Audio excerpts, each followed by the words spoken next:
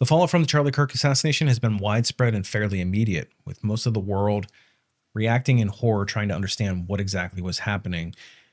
But you had another group of people, pretty sizable one at that, who was celebrating this assassination. And in fact, some of these people were actually encouraging additional violence. And it didn't take long for thousands of these people to find out that their employers took exception to their position and ended up terminating their employment. And the internet is littered with all kinds of stories of people reacting to the fact that they got terminated over their social media posts. And it was requested that I do so by my employer.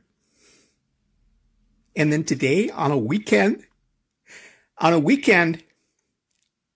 told that I am no longer employed at Microsoft.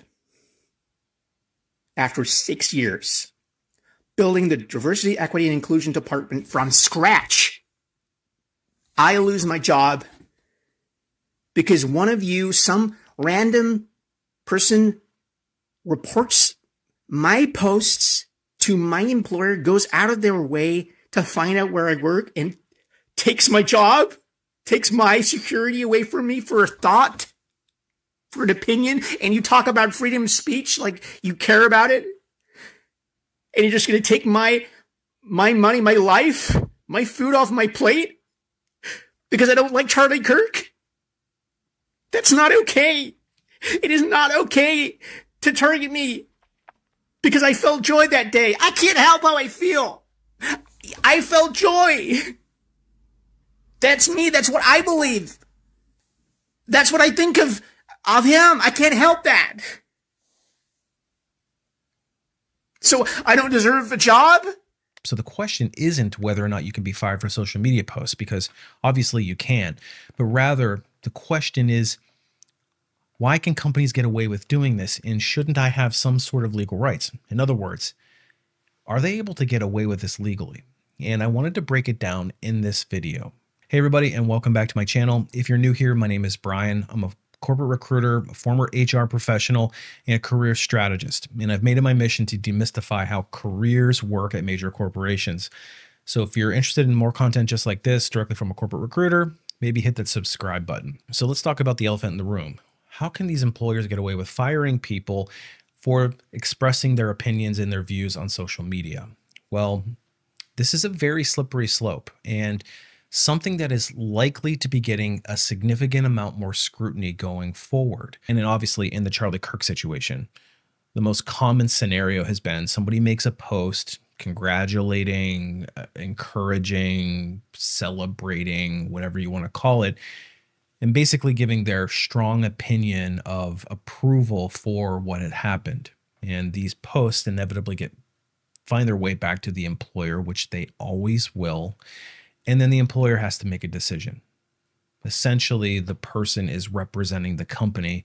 And even though they may not be on the clock, if they have especially a very visible title, or they work in a very visible role, there is potential damage control. But we're going to get back to that in just a second. But the legal premise here of why an employer can terminate you without any cause is called at-will employment. At-will employment is pretty far-reaching, and employers love to use this anytime they have a shade of gray. They can just make the excuse of, well, we're an at-will employer and we can get rid of you whenever we want. Just like the employee can technically quit whenever they want. But nonetheless, employers will lean on at-will employment in most cases when they go to terminate an employee. So in other words, they don't really have to have any more reason to terminate you than at-will employment. So if they don't like what you said on social media, they don't have to justify it beyond that. But then the second thing is there's a decency standard. And oftentimes, employers will look at the employee's behavior, both again on and off the clock. And in some of these cases, some of the videos that I saw, people were recording them while they were at work,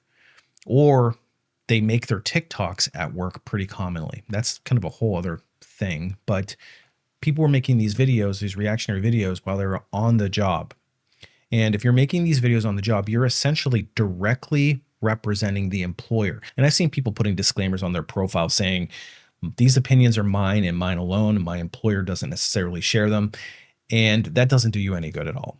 An employer is still going to look at the content that you're putting out there and determine, does it reflect poorly on us? Will it impact somebody's perception of us as an employer? And unfortunately, in a lot of cases, if you're posting very inflammatory content, an employer is not going to want to be associated with that. Even if you're not doing it on the job, but you're doing it on your own time, people are still going to see that as a representative of the company. So the bottom line is, and the employer is always going to choose protecting their reputation over keeping an employee who is posting inflammatory content. Now, what about freedom of speech? Because this is one of the things that I've heard very commonly, people saying, well, I have freedom of speech. I should be able to say whatever I want. And if they don't let me speak my mind, then they're actually breaking the law. And here's the deal. Freedom of speech is not applicable for companies or individuals. Freedom of speech only works when it's you toward the government. So if you want to tell the government to go pound sand and what you really think of them, freedom of speech protects you from the government coming after you.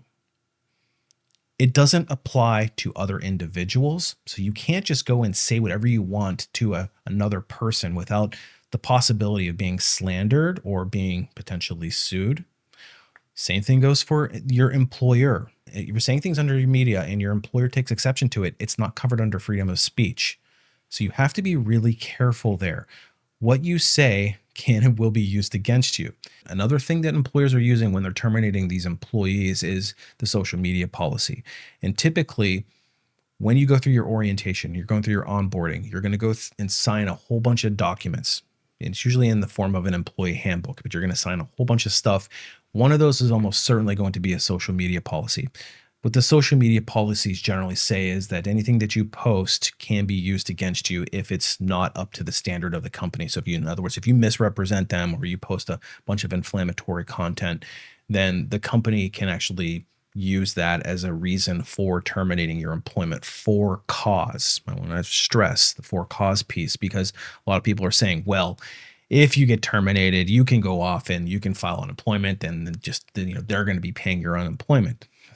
That's if you can actually get the unemployment, because unfortunately, if you get fired for what you post on social media, it's actually considered for cause and you probably will not qualify for unemployment assistance. So if you're doing something for cause, in other words, you've broken a rule, you have published something that you shouldn't have and broken the social media policy, and you're fired for cause, most unemployment agencies will deny your claim. So you're kind of going to be on your own there. Furthermore, because of the TikTok generation where everybody feels the need to record every interaction they have with everybody around them, and in particular their employers, whether it's being terminated, whether it's being on coaching sessions, whether you're on team meetings, and you're feeling the need to record everybody around you. Employers are starting to get much more weary of it because so many employees, especially in the TikTok generation, are starting to abuse this. So what we're finding is that more and more employers are putting in more strict policies, again, those social media policies that are in the handbook, but also they're starting to check backgrounds and check social media as one of those components. So this is becoming a much more common thing, and expect this to accelerate, especially after this whole Charlie Kirk incident, but a lot of major, mega viral types of things that have happened over the last few years of people recording their terminations and then putting the company on blast, and then the company having to do all this like damage control. So therefore, you want to be really careful what it is that you post. It's not to say that you can't have an opinion about something, but I would just be very careful to publish something that is likely to be construed as inflammatory or against common decency, something that could potentially get you into some pretty serious hot water and ultimately get you terminated. And for the people who have been terminated in these circumstances, unfortunately, there's likely not going to be much recourse for you. You won't have a discrimination claim because you weren't discriminated against. You would have to be able to prove that you were discriminated against based on one of the protected classes. Simply making a social media post that was inflammatory is likely not going to meet that standard. So it's very unlikely that you're going to find an employment attorney that would be willing to take up your case. I'm not saying it's impossible, but it's very unlikely, and it's even more unlikely that you would win. The job market is particularly crappy right now. This is not the time to play the FAFO game and test the open market.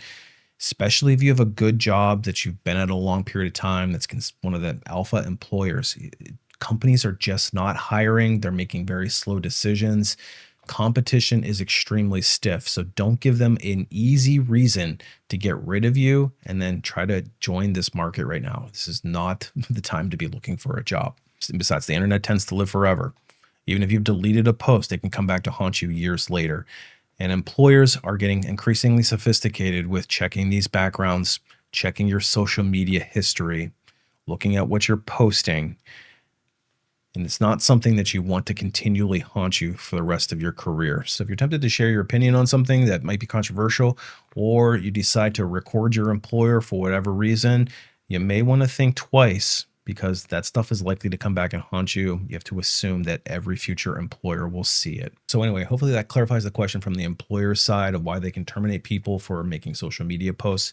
What are your thoughts? Do you think that it's fair for people to be losing their job based on something that they post online? Let me know in the comments below. Like always, appreciate you watching. We'll see you on the next one.